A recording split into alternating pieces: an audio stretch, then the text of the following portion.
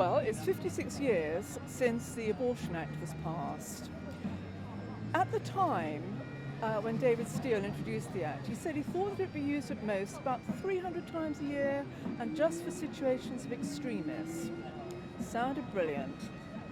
Since that time, we've had almost 10.5 million babies aborted in England and Wales, which is staggering when you think about it. Our population, the UK, is about 66 million. If you look at that, it means that we have aborted the equivalent of 16% of the entire population of our country. Horrific figures. So yes, today it's important that we have a witness to all those babies that were denied the chance of life, because they were human beings, they had gifts, they had a destiny, and they've been deprived of that. But it's so much wider than that, because abortion causes so much damage. It damages the mother, and although people say today, well, there's no effect, it doesn't matter, not true. Women carry the most enormous burden when they have abortion. They try and suppress it, but most women are really deeply affected, and fathers too are deeply affected. But it goes so far beyond that, because actually the whole of society is affected. Since 1967, we've increasingly pushed the message that all of us, you can have whatever you want, you can do whatever you want, you can have as many sexual relations as you want, and if there's an unintended consequence, well, get rid of it. What's the problem?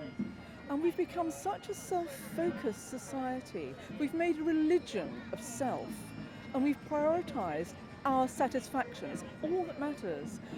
But what that means, the other side of the coin, is that we have lost our humanity, because we've lost, at a very profound level, the ability to care and to have compassion. Now, a society is defined by the treatment and the care it gives to the vulnerable, to those who can't defend themselves. And to be perfectly honest, that's what we have lost today. And it's no coincidence, I think, that we are seeing so much violence increasing in society. We're seeing so much sexual abuse. We're seeing so much paedophilia. We're seeing so much online abuse. Where is this coming from? Because we have lost the values that once defined who and what we are. Well, I'm going to make myself a bit unpopular here, because I think the church is actually largely to blame for where we are today. In 1967, the Church of England especially stood back and voted in favour of abortion, because it was the caring thing to do for women in extremis.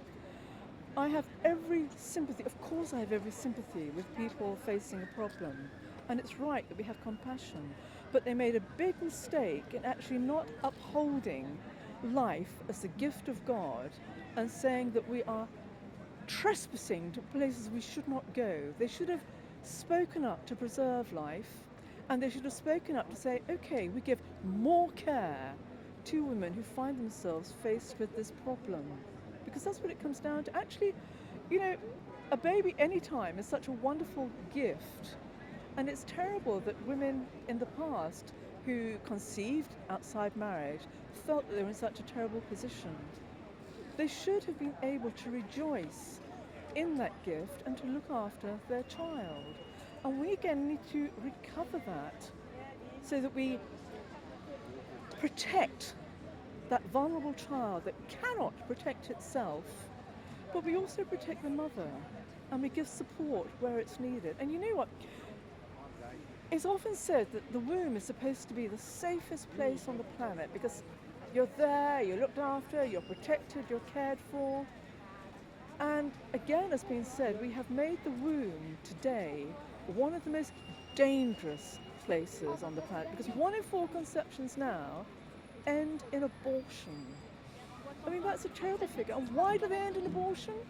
Because these children are actually, for the most part, healthy, wonderful, created as God wants them to be. They would be these wonderful little beings, just given the chance of life. And we have deprived them of it so casually because we are so self-focused today. Lynda, brilliant. What is the broader impact of this issue on family and society? Well, it's obviously, we've seen family breakdown in recent years, and fewer and fewer people are actually getting married, and where people do have relationships, they tend to break down very easily. A lot of that, I think, is actually coming from our changed attitudes that have come directly from abortion, if you look back. Because again, we say that what matters is the individual, that you are happy, that you fulfill yourself, that you are satisfied in life. And we have lost that imperative to care for those who can't care for themselves. So the family has been immeasurably weakened because we have made sex almost a leisure activity without it being special anymore. And we have ceased to value the fruits of union. And at the end of the day, life is always a very precious gift of God. Life matters, and we should be upholding that. We should be treasuring it. We should be caring for it. Because if we don't, our birth rate is falling tremendously. I think there's something like 1.7 reproduction rate at the moment, whereas actually we need to be 2.3 for our society to survive. All across the world, birth rates are plummeting. We are literally going to kill off the human race if we don't urgently reassess where we are and just do something to recover that care for those who need our care, who can't speak out for themselves.